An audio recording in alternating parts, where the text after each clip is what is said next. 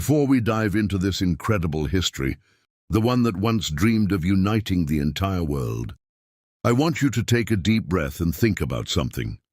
The world you and I live in today is divided by borders, beliefs, and power, but once there was a man who dared to believe that humanity could rise above all of that. A man who gave his life to prove that peace was more than a word. It was a choice. This story isn't just about nations or wars. It's about hope, sacrifice, and the courage to stand alone when the world turns its back. It's about what it truly means to believe in something bigger than yourself. And before we begin, I invite you to subscribe to this channel, not just to hear another story, but to join a journey through time, through truth, through the forgotten corners of history that still whisper lessons for our world today. Every time you subscribe, share, or comment, you help stories like this live on. You help light reach those who have never heard these truths. So if you believe that the past still has the power to unite us, if you believe that knowledge can heal the world one story at a time, then go ahead, click that subscribe button, because what you're about to hear isn't just history. It's the story of a dream, the dream of one world. The birth of a dream, opening in the 19th century. The tone, grounded, cinematic, realistic. The century was ending in smoke and steel. Empires stretched their claws across continents, carving borders with blood and ink. The world had learned how to build machines, but not how to live with one another. From the ports of Europe to the deserts of Africa, the air trembled with the sound of marching feet. In a small city by the Danube, neither east nor west, at crossroads of languages and loyalties, a child named Adrian Varga was born beneath the toll of church bells and the thunder of passing trains. His father, a railway engineer, taught him that every nation measured its power by the length of its rails. His mother, a schoolteacher, whispered that true strength lay in ideas that crossed them. Adrian grew up among maps. He traced them with his fingers, wondering why lines divided lands that shared the same rivers. At 16, he spoke 5 tongues and wrote letters to scholars he would never meet. One world, he wrote in one of them, requires one heart. University brought him to Berlin, then Paris, then London, each city a mirror of ambition. He saw factories glowing through fog, heard workers singing in languages of pain, and diplomats promising peace while stockpiling guns. He kept notebooks filled with statistics and dreams. If every border were open to trade instead of troops, how long before hunger ended? He watched leaders toast alliances that would crumble within years. The newspapers spoke of progress, but he saw only rivalry painted as pride. And so the idea that would define his life took shape. A council of nations bound not by conquest, but by conscience. In 1899, while Europe danced toward a new century, Adrian published a pamphlet titled The Future of Union. It was printed cheaply, ignored by most, but it reached the desk of a French journalist who called it the mad prophecy of a man who believes governments can be taught morality. Adrian smiled when he read that line. Madness, he thought, was only vision unshared. He traveled east, to Istanbul, to Cairo, to Bombay, carrying nothing but books and conviction. Everywhere he went, he found the same hunger. Peasants who wanted fairness, merchants who wanted stability, families who wanted safety, different gods, same prayers. He filled his journal. Humanity is one body, sickened by the infection of nations. When he returned to Europe in 1905, revolution simmered. The old empires trembled, the new ones armed.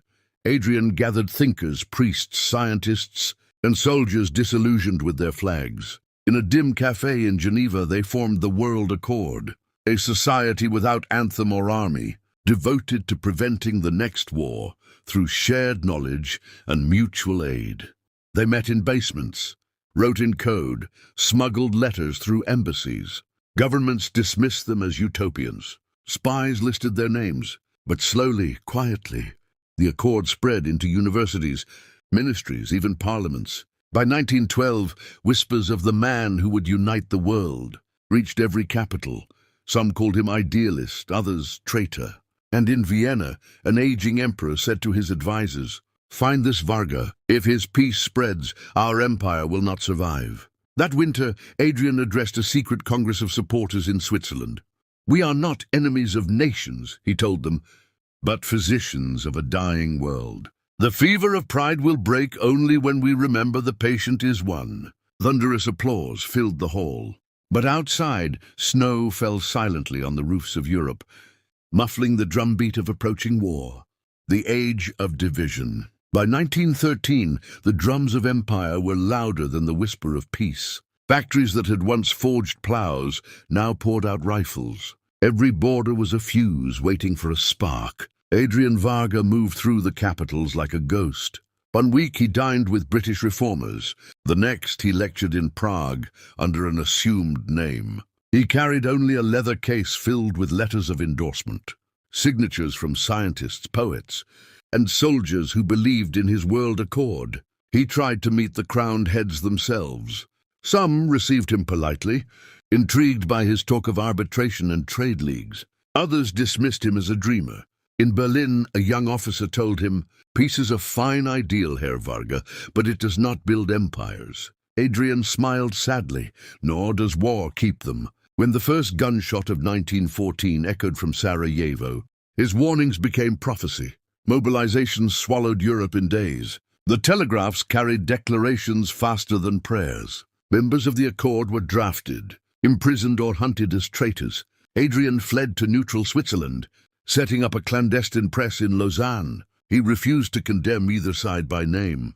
"All of them bleed the same," he wrote. "Each believes itself righteous, and that belief is the true enemy." His words circulated secretly among soldiers in the trenches. Some copied them by hand and pinned them inside their coats as talismans. To generals he was a subversive. To ordinary men he became a myth, the voice without a flag. The war raged on for 4 years. When it finally ended, the victors gathered in Versailles to write peace on paper and revenge in ink. Adrian tried to attend the conference, but his credentials were denied. He watched from the crowd as diplomats carved new nations out of old wounds. He whispered to a journalist beside him, "They are sowing the next war." That night he wrote in his journal, "If they cannot see unity through love, they will be forced to seek it through ruin." He founded a new branch of the Accord in Geneva, transforming it from secret society to public organization. He called it the Human League, inviting delegates from every country willing to talk. It was modest, no army, no budget, but it carried the moral weight of a generation sick of graves. The League's emblem was a broken sword encircled by laurel leaves. For a moment, it seemed the world might listen. Newspapers printed his speeches, universities invited him to lecture. He spoke of global arbitration courts, shared disarmament, universal education, and free exchange of ideas. Even presidents quoted his phrases, but behind closed doors, the old rivalries stirred again. Colonies clamored for independence, economies faltered, dictators rose. The ideal of unity began to look like a foreign plot.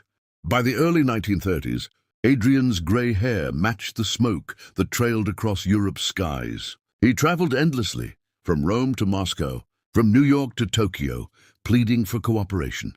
He met kings and revolutionaries, capitalists and communists, telling each that the world's survival depended on shared humanity.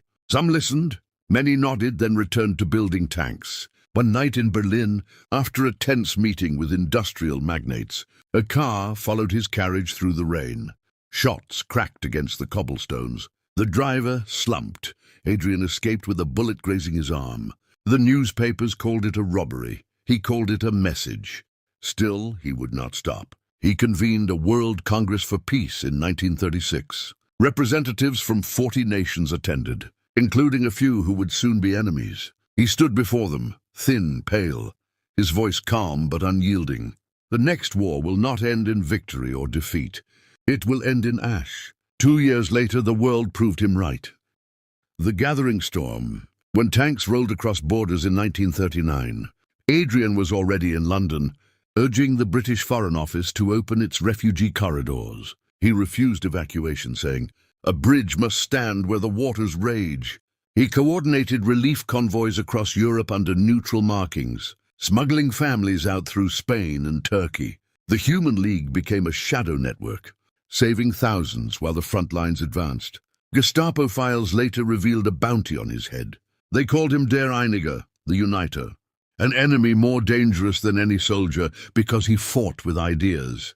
In 1943, he was captured near Budapest. He spent months in a prison camp, interrogated by officers who demanded names of League members. He gave none. When the Allies liberated the region in 1945, he emerged skeletal but unbroken. Reporters expected bitterness.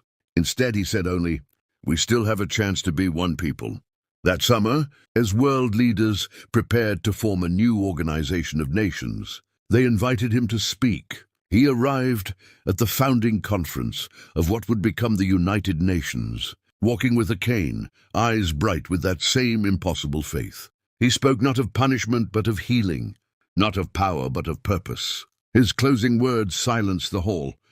"We have built empires and watched them fall. Let us now build a home for humankind." Delegates rose in applause. A motion passed to create an advisory council on global ethics. His lifelong dream taking its first breath. Yet politics soon diluted the ideal. Within years, the new body became another battlefield of rhetoric. Adrian, sensing the tide, withdrew from public life. He settled in a small village on the coast of Portugal, writing quietly while the Cold War divided the world he had tried to bind. Visitors described him tending a garden, listening to the sea. To one journalist, he said, "Perhaps unity is not a summit to be conquered, but a seed to be tended." He died in 1961, the same year a wall rose in Berlin. A bitter irony he never saw. In his study, they found stacks of notebooks filled with drafts for a charter of human concord, proposing a parliament of peoples beyond governments. Few read it then, but decades later, fragments of his writing resurfaced in the manifestos of civil rights leaders, environmental movements, and peace accords. His words, translated, quoted, sometimes misattributed, continued to travel. Hope reborn. The century turned again. Satellites circled the planet he had once tried to unify by paper and pen. The internet connected minds faster than any diplomat could. When researchers traced the origins of certain foundational peace doctrines, they found the same signature, A.